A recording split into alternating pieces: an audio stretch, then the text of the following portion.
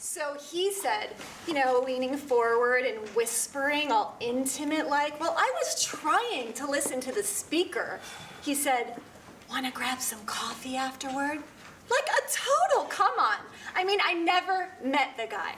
Well, then she said, "Shh, I'm being a nice guy, polite, earn some points, let her know I find her interesting." But no, it's an angry glare and a shh. He said, "I'm just trying to," but I cut him off. How rude can you get? She tells me to shut up, the bitch. I almost walked out. Then, during the applause, he said, "Now can I talk?" Like I was some kind of thought police or something. So she said in this piercing whisper, leaning down over me in this condescending way, "Aren't you going to join the standing ovation? Were you even listening to his talk?" Like I was an alien from another planet. He said, "Do you have to be so effing rude?" Oh, except he used the actual real F word. I hate it when people do that. I think it takes a certain level of intimacy. I mean, we hadn't even been introduced. I didn't know his name. Kyle. I should have known it would be Kyle. He looked like a Kyle. She starts in chewing me out like there's no tomorrow. Then he said, "So, you want to get a cup of Joe or not?" No skin off my nose, and he's kind of jiggling on one foot. It left me literally speechless. So incredibly rude. Plus, then I couldn't stop looking at his nose. It wasn't that big. I mean, it doesn't look that big in our wedding pictures. But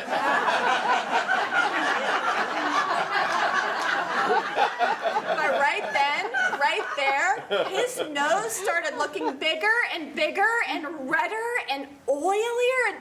And was that a pimple starting? I just couldn't stop staring. So then I was already having second thoughts about the whole thing. But when I asked her again, she didn't even say a polite little lie or something, like she already had a boyfriend. I mean, I've heard that before, but at least it's polite. Helps us all save face. But her eyes were kind of bugging out a bit. She looked a bit like a fish. Or maybe one of those aliens when they get sucked out of the airlock and there's no oxygen anymore. I couldn't remember why I'd even wanted to get to know her better, but courteous little gent figured I ought to at least walk her to her car. Was pretty dark by then. So then I tried to leave, but he started following me. It was like he was practicing being a stalker, really creepy. But when we got to the parking garage, my car wouldn't start. He said, "Probably the battery. I've got some jumper cables, like it's no big deal." I would have been stranded. I'd let my AAA lapse, student loans and car payments, stuff. So she says, "Thanks, now I have to buy you some coffee." Like she had to pay me off or something. Reward me like a dog biscuit. I jump a battery for anybody, it's just what you do. And then he said he didn't even like coffee, as if he hadn't been harping on about coffee all night. Then she said, "Let's start over. My name's Brittany. And you are?" In this baby voice, like I was in kindergarten. Anyway, that's how we first met. When he said his name was Kyle, I couldn't stop laughing. So she took me to some hippie cafe in this old house where the heating didn't work right and the floor wasn't quite clean and they only served weird smoothies and gross stuff like that.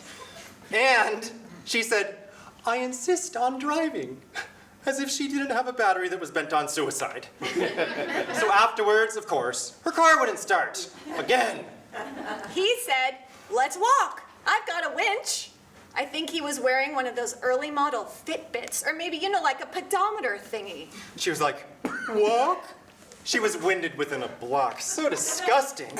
I don't know how people can let themselves get out of shape like that. A fitness snob. An obsessive fitness snob.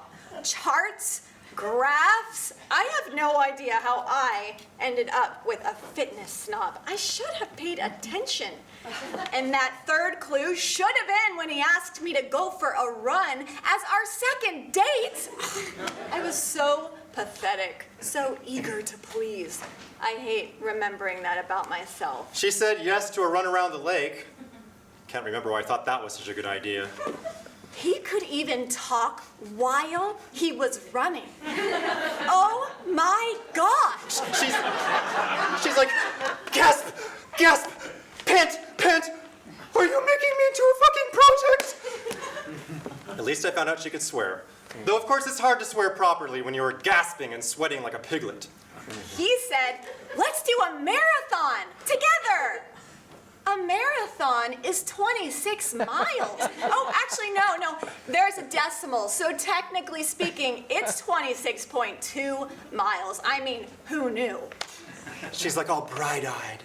She said, sure. I don't think she had any idea. So he's going into training plans, and he's all kind of, well, extreme. But in the end, I did it. And it didn't kill me. Not quite. I held back to run with her, and as we came over the finish line, I was just so in the zone. I was probably on a runner's high, but I couldn't help myself. I popped the question. She said yes. He said he wanted to be partners forever.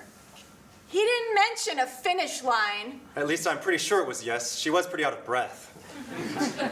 He said his mom wanted to record us telling the story of how we'd met on our wedding day. Can you believe that? As if it wasn't total chaos already. The flowers were late, the photographer got jaundice at the last minute. She said she thought that was the most romantic thing ever.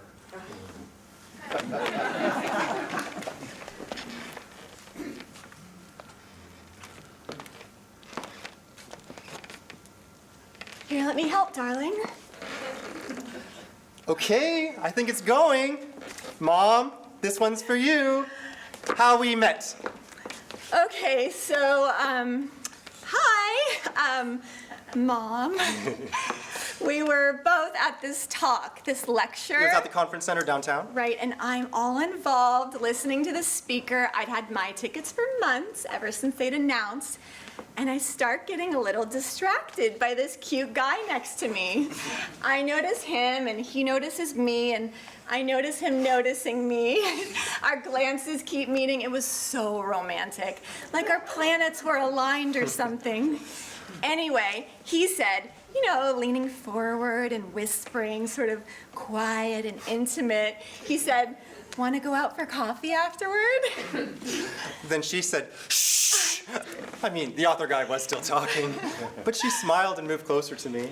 And then he said, at the end of the talk, during the applause, he said, I'm Kyle, by the way. Would you like to go for coffee or maybe a drink? She said, my name's Brittany. Her name was like music. I'm gonna get my book autographed first, Kyle. Sort of checking, like, would I wait? As if I hadn't been waiting for her my entire life. I mean, I already knew. She was the one. He said, of course, I'll get a copy too. Well, you remember, we sent you a copy, Mom. An autographed copy for your birthday that year. Oh, it's such a great book. It just explains everything about relationships and, you know, people and things. I was so relieved she didn't have a boyfriend. Couldn't believe my luck. Neither one of us wanted that evening to end. He said, at least let me walk you to your car. So he was right there to rescue me when my car wouldn't start. Then she says, you're my white knight. He said he would have pulled out his jumper cables for anyone. Such a hero. She said yes to a run around the lake. Our first date, really. I don't count the jumper cables as a date. He said it really helps me to set a goal. Well, you probably already know this about Kyle already. I mean, of course, he's your son. But I just found it so endearing. He said, if we train, I think we could do a marathon together. She said, sure. Her eyes were like all the stars. Or maybe sapphires. Are sapphires the blue ones? Anyway, we trained. We got into incredible shape. Kyle was so patient, so encouraging. You've got this, babe, he'd say, holding his big yellow stopwatch. You've got this. She kept our training charts. I was so proud of her, of us. We ran that marathon together, step by step, all the way. And as we're crossing the finish line, I'm practically seeing stars. And he says, "Will you marry me?" It was so romantic. She said yes. I was already on my runner's high, but that put me over the moon. He said he wanted to be partners forever in 5Ks, in marathons, in life. She said to have and to hold. He said, "Till death do us part." So there you have it, Mom, as requested, how we met.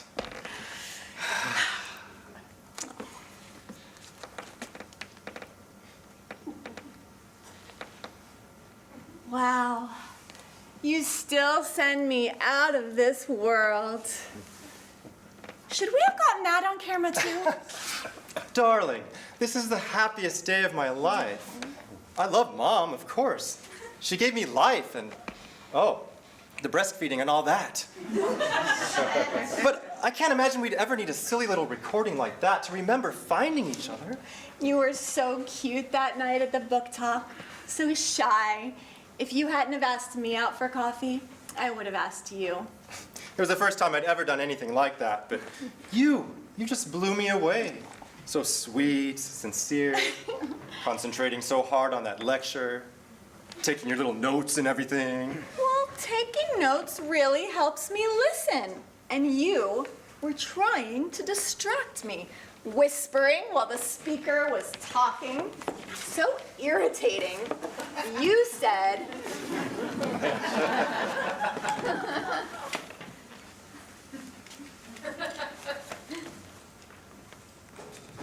Hiya.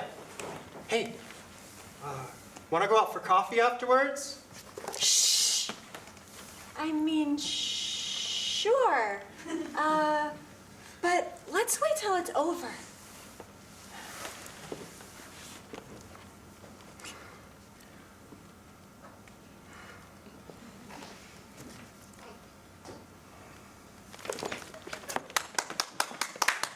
So my name's Kyle, by the way.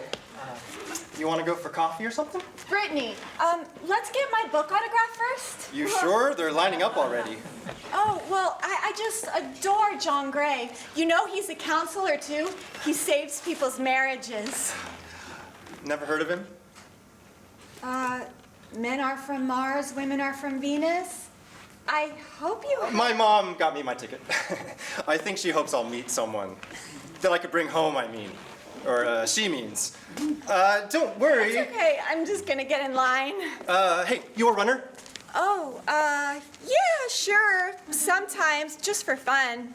So you want to go out Saturday afternoon? There's a good trail by the lake. You mean running? I guess.